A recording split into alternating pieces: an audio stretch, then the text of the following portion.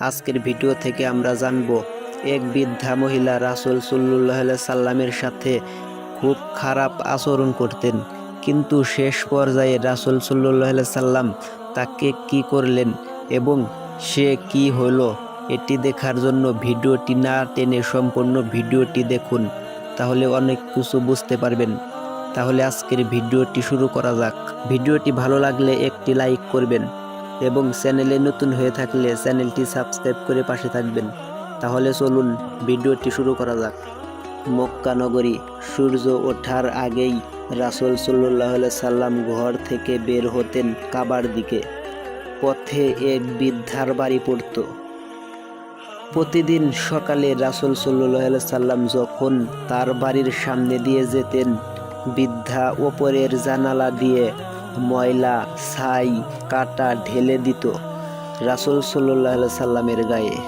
একদিন, দুদিন না, মাসের পর মাস, বছরের পর বছর। সাহাবীরা রেগে যেতেন, বলতেন, ইয়া রাসূলুল্লাহ, আপনি অনুমতি দিন, এই বুড়ির শিক্ষা দেই। তখন রাসূল সাল্লাল্লাহু আলাইহি সাল্লাম মুচকি হেসে বললেন, না, তোমরা কিছু বলো না।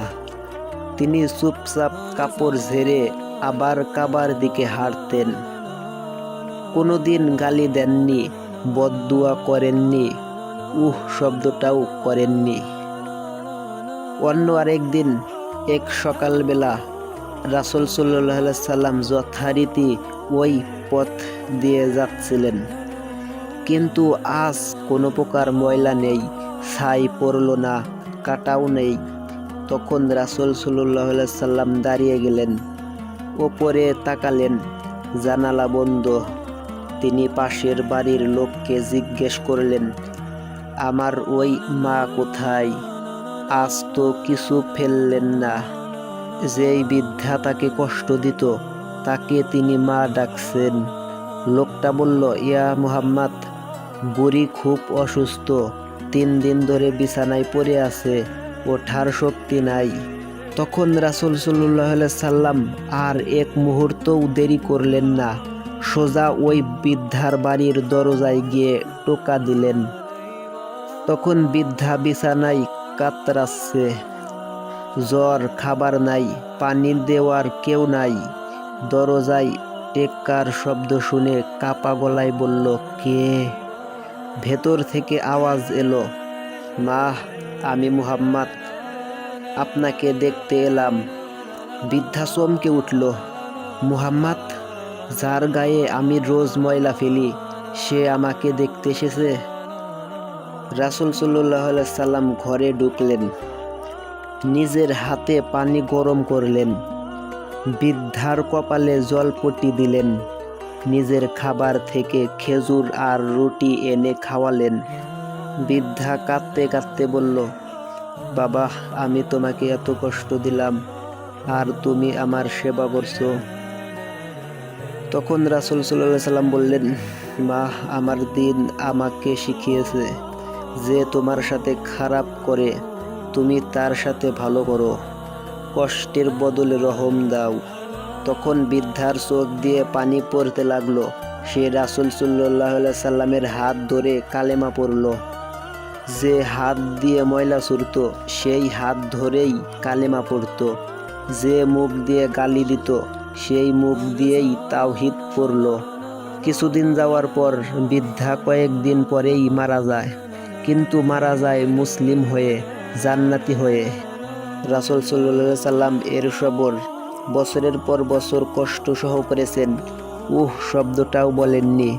আমরা একটা কমেন্ট দেখলেই রেগে যাই। তিনি কি শিখালেন? শক্তিশালী সে নয় যে কুস্তিতে যেতে, শক্তিশালী সে যে রাগের সময় নিজেকে কন্ট্রোল করে। তাহলে আজকের ভিডিওটি এখানে শেষ করা যাক। সবাই ভালো থাকবেন, আল্লাহ হাফেজ। এরপরে আরেকটি বৃদ্ধার ঘটনা। ভিডিওটি না টেনে সম্পূর্ণ ভিডিওটি দেখুন। তাহলে চলুন ভিডিওটি আরম্ভ করা যাক। একদিন এক বয়স্ক বৃদ্ধা মহিলা রাসূল সাল্লাল্লাহু আলাইহি সাল্লামের কাছে এলেন। এসে বললেন, ইয়া রাসূলুল্লাহ, আমার জন্য দোয়া করেন যেন আল্লাহ আমাকে জান্নাত নসিব করে। তখন রাসূল সাল্লাল্লাহু আলাইহি সাল্লাম মজা করে বললেন, হে বৃদ্ধা মা, জান্নাতে কোনো বৃদ্ধা প্রবেশ করবে না। বৃদ্ধা এ কথা শুনে কাঁদতে শুরু করলেন, হাউমাউ করে কান্নায় ভেঙে পড়লেন। ভাবলেন, হাই, আমি বুড়ি হয়ে গেছি, তাহলে আমার জান্নাত নাই। তখন রাসূল সাল্লাল্লাহু আলাইহি সাল্লাম বৃদ্ধার কান্না দেখে মুচকি হাসলেন। তারপর বললেন, হে বৃদ্ধা মা, তুমি কাঁদছো কেন? আমি তো বলছি বৃদ্ধা জান্নাতে যাবে না, কারণ আল্লাহ জান্নাতীদেরকে যখন জান্নাতে দিবেন তখন সবাইকে যুবক যুবতী বানিয়ে দেবেন, সেখানে কোনো বুড়ো বুড়ি থাকবে না।